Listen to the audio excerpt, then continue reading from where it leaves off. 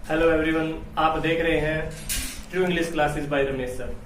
और आज मैं आपके लिए लेके आया हूँ चैप्टर नरेशन की लास्ट वीडियो। इस वीडियो में अपना ये चैप्टर कंप्लीट हो जाएगा। इसके हम 2 वीडियो पहले बना चुके हैं। लास्ट वीडियो है चैप्टर नरेशन।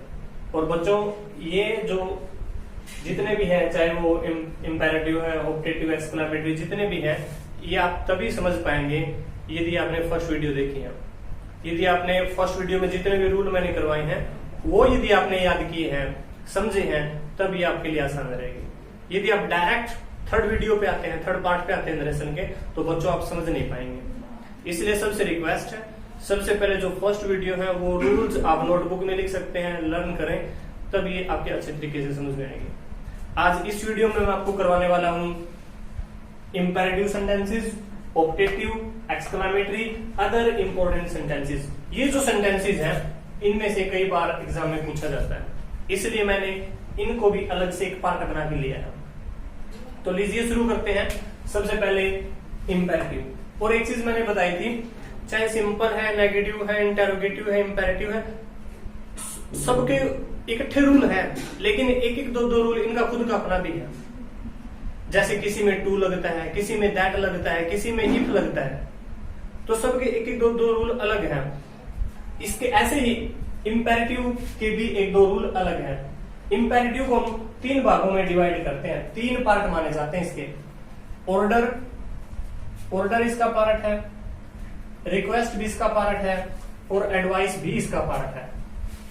यानी कहीं एडवाइस दिखाई दे, रिक्वेस्ट दिखाई दे, ऑर्डर दिखाई दे, इसका मतलब कौन सा सेंटेंस है? इंपेरेटिव। इंपेरेटिव में ध्यान किस चीज का रखना है? बीच में टू लगता है भाई इंपेरेटिव में। जैसे सिंपल सेंटेंस में बीच में दैट लगता है, इंटरोगेटिव में बीच में इफ लगता है, इंपेरेटिव में बीच में टू लगता है। और यदि ऑर्डर है तो ऑर्डर्ड टू, सैड टू को भगा देंगे, सैड टू को हम भगा देते हैं और ऑर्डर्ड में चेंज किया जाता है, बीच में टू लगाते हैं। रिक्वेस्ट है तो सैड टू को भगा दिया जाता है और बीच में यूज करते हैं रिक्वेस्टेड का, और रिक्वेस्टेड बीच में टू।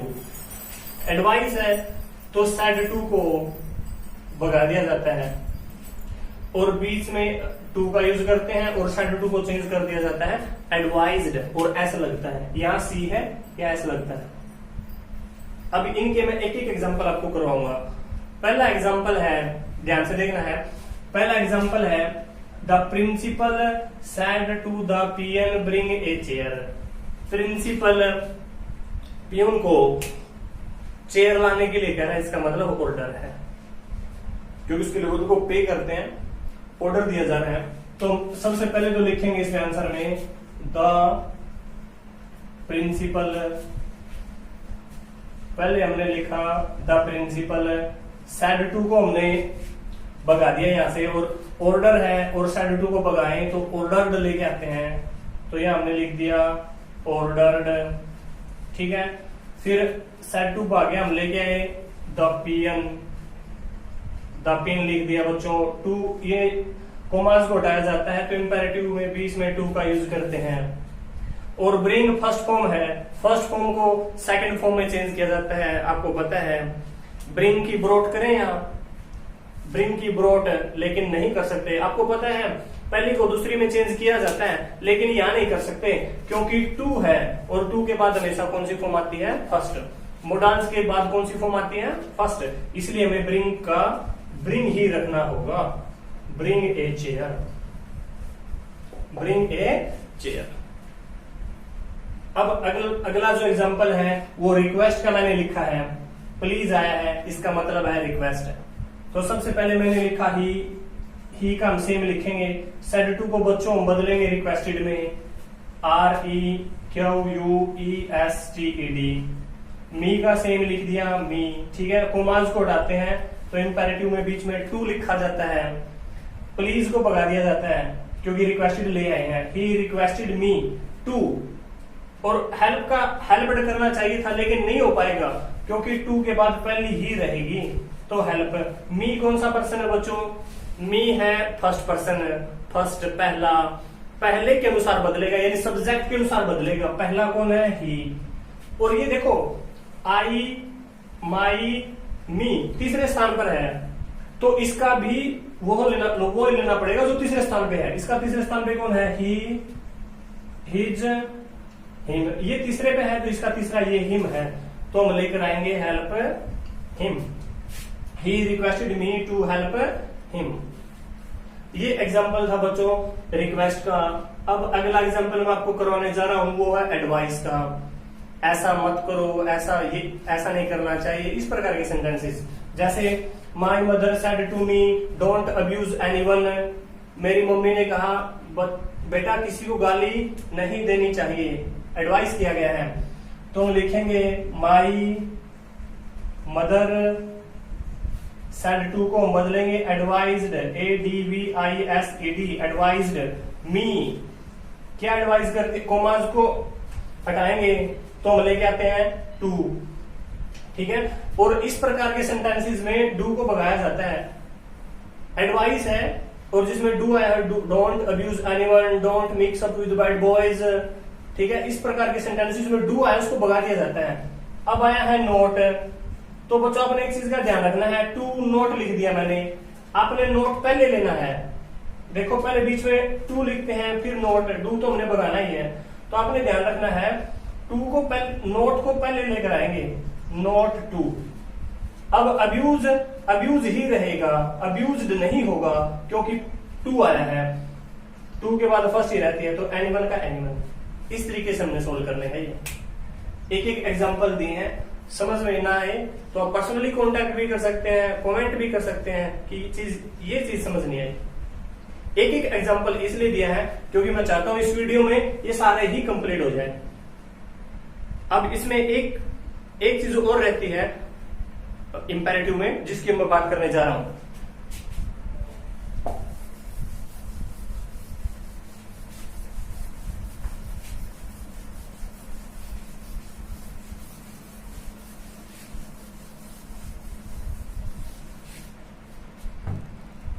लास्ट इसमें एक आता है लेटस, जिसका हमें ध्यान रखना है।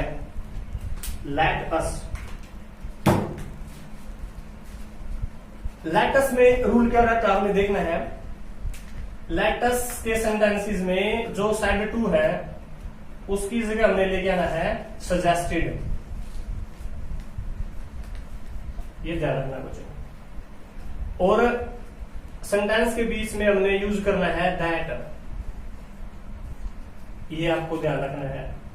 ठीक है, सबसे पहले सेड टू को हम चेंज करते हैं सजेस्टेड में, फिर इसके बाद हम लेके आते हैं बीच में दैट, इसके बाद सब्जेक्ट लेकर आते हैं और इसके बाद हम लेकर आते हैं शुड। ये फॉर्मेशन आपने ध्यान रखनी है।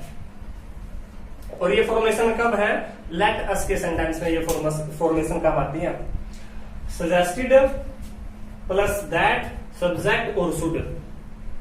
कैसे काम करती है फॉर्मेशन, अब एक एग्जांपल के द्वारा देखते हैं।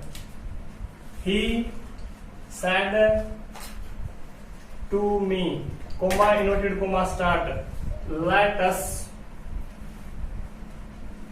गो to play, let us go to play. तो सबसे पहले बच्चों में लिखेंगे ही सेड टू को, आपको पता है किसमें चेंज किया जाता है? सजेस्टेड, मी, बीच में यूज करते हैं दैट, ये रहा। ठीक है, अब सब्जेक्ट लेकर आएंगे और लेटस भाग जाता है, याद रखना। और आपकी मर्जी है, आप यहाँ पर वी का यूज भी कर सकते हैं, दे भी, वी या दे का आप यूज कर सकते हैं। तो he suggested me that we, अब मैंने बताया था एक वर्ड लेके आना आपने शुड, वी शुड। अब ये गो है, ये सेम ही रहेगा क्योंकि मोडाल्स के बाद फर्स्ट ही रहती है।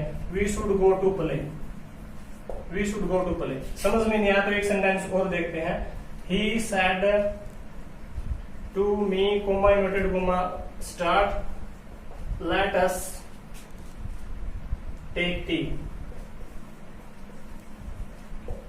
Late us take tea. तो इसको देखते हैं, ही लिख दिया हमने, सेड टू को बच्चों चेंज करेंगे सजेस्टेड में, इसके बाद मी, बीच में आपको पता है लेटस का जो सेंटेंस है दैट यूज किया जाता है, लेटस को भगा देते हैं, फिर हम लेके आए वी, फिर अपने पास एक वर्ड लेके आते हैं शुड लेटस में, और टेक का सेम रहेगा क्योंकि शुड मोडाल्स है, फर्स्ट ही फॉर्म रहेगी, तो वी शुड टेक वी। ये आपने ध्यान रखना है। मैंने अब कंप्लीट करवाया है इंपेरेटिव।